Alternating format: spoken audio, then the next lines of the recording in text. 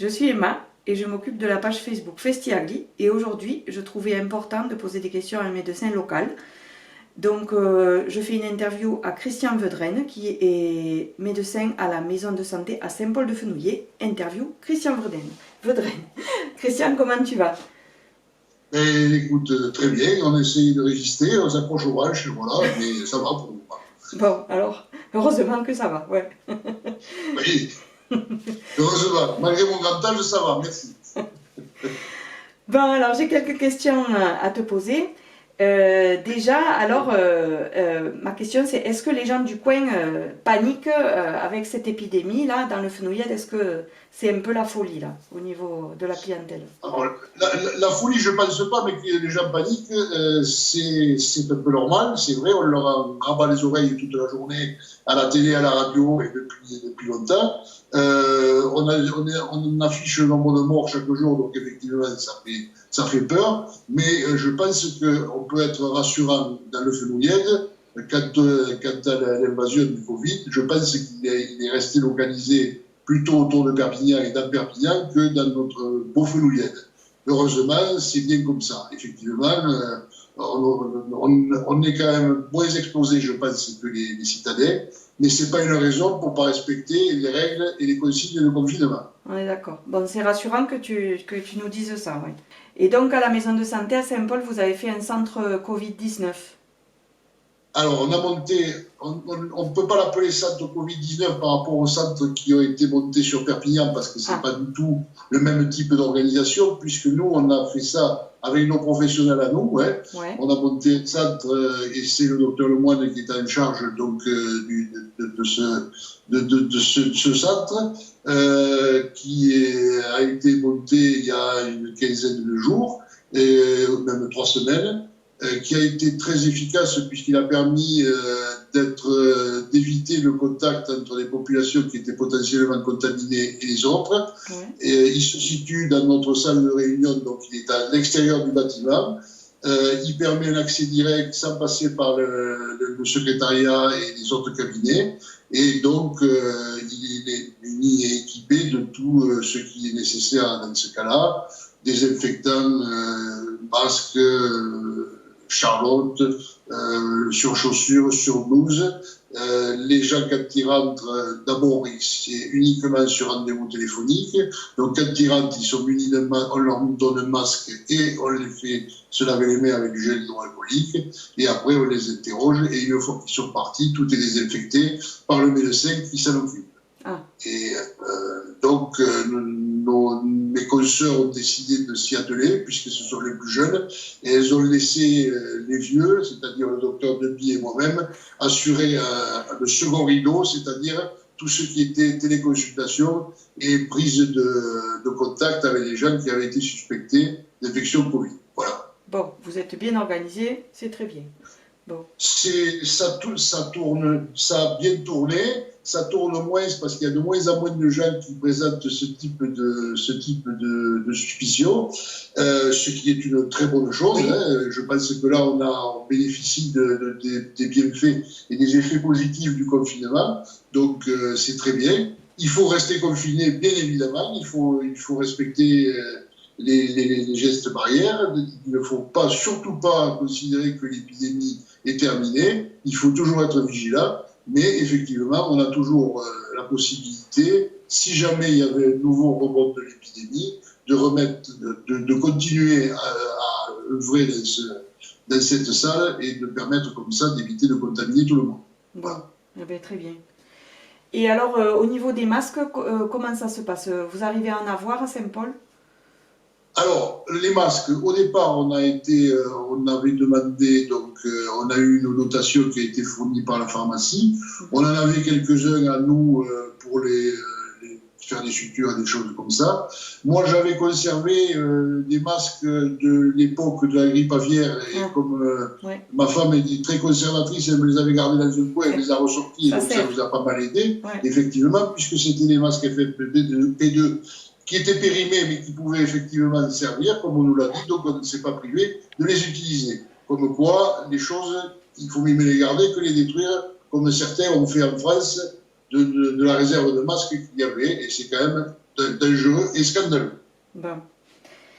Et bon, j'ai eu un problème de focus là, c'était flou pendant un moment. Bon, et ce qui est intéressant, c'est pas ma tête, ce qui est intéressant, c'est ce que je dis. Oui.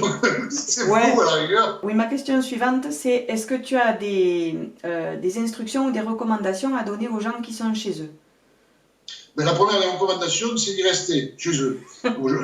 Ça, c'est la première des choses. Je pense qu'effectivement, on a un déconfinement qui a été annoncé par notre président de la République au 11 mai. Je crois qu'il faut jusque-là respecter ce qui a été dit et surtout ne pas déroger aux gestes barrières, comme je le disais précédemment. Par contre, le fait de rester chez soi, c'est bien, mais pour tous les patients qui ont des pathologies, on appelle ça des comorbidités, des pathologies associées, je parle du diabète, de l'hypertension, des cancers, des choses comme ça, il ne faut absolument pas qu'ils aient peur de venir chez leur médecin. J'ai cité précédemment toutes les mesures qui avaient été prises au sein de la maison de santé pour protéger nos patients. Donc effectivement, il ne faut pas qu'ils aient peur de venir consulter. Alors, bien sûr, s'il y a un problème aigu, mais même si c'est pour renouveler une ordonnance chronique de médicaments et tout, il faut quand même qu'ils le fassent parce que c'est pas de rester sans soins ou sans surveillance, ça risque d'être plus mauvais que le fameux Covid. Bon. Donc, je les encourage à respecter toutes les mesures de confinement, mais par contre, de ne pas hésiter à venir renouveler leurs médicaments à la maison de santé, car de toute façon, c'est uniquement sur rendez-vous, donc il n'y a pas de possibilité de croiser les gens qui sont suspectés de Covid. Alors, s'ils sont peut-être infectés, mais ça, on ne peut pas le savoir tant qu'on n'aura pas de test. Donc, pour le moment, n'oublions pas que le Covid, c'est une chose, mais que les pathologies associées, c'est dangereux aussi. Bon, c'est un message très important. Merci de l'avoir dit. Ouais. Et après, alors, j'ai une question. Tu me diras ce que tu en penses, mais est-ce qu'il y a des gens, est-ce qu'il y a beaucoup de gens qui te demandent de prescrire de la chloroquine? C'est l'hydrochloroquine, c'est le plaquenil. Alors, il y en a qui me demandent, mais c'est des gens qui le prennent pour un traitement qu'ils ont habituellement. Donc, cela, bien évidemment, je vais le renouveler, puisque c'est des gens qui sont traités pour d'autres pathologies. Par contre, si c'est des gens qui sont là uniquement pour prendre ce médicament, pour soi-disant traiter le Covid et l'infection au Covid, je dirais non. Je dirais non, pourquoi? Parce que, ce médicament-là n'a pas été étudié dans cette pathologie-là, et même si des grands patrons de médecine s'en servent eux-mêmes pour traiter les patients, ils sont sous le couvert du CHU, et donc eux, ils ont la possibilité de le faire.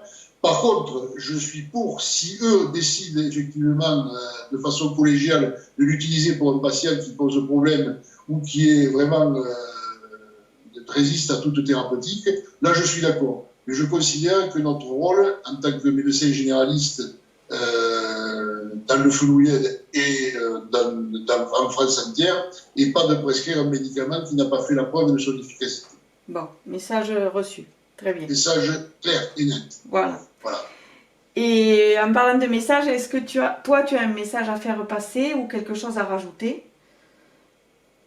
Alors, moi, le message que j'ai à faire passer, j'ai essayé de le transmettre tout au long de l'interview que tu m'as fait, c'est-à-dire le confinement, il faut le maintenir et le continuer parce qu'il nous a protégés, région Occitanie et région Nouvelle-Aquitaine, par rapport à d'autres régions comme l'Est de la France, où ils ont été pris de plein fouet par l'épidémie, ils n'ont pas eu le temps de se protéger, ils n'ont pas eu le temps de mettre en place des structures. Nous, on a eu la chance de le faire, donc ne détruisons pas la chance que nous avons eue d'avoir eu le temps de se préparer. Donc, respect du confinement, respect de tous les gestes barrières qui peuvent être donnés, et ne pas céder à la panique, mais effectivement considérer que si on est atteint de pathologies chroniques, il faut continuer à consulter son médecin et pas se dire qu'on risque quelque chose et donc ne pas y aller. Eh bien, donc je te remercie beaucoup pour cet entretien. Je sais que tu travailles beaucoup et que tu as peu de temps à consacrer, mais en tout cas, merci pour les messages que tu as fait passer. C'était important de le dire.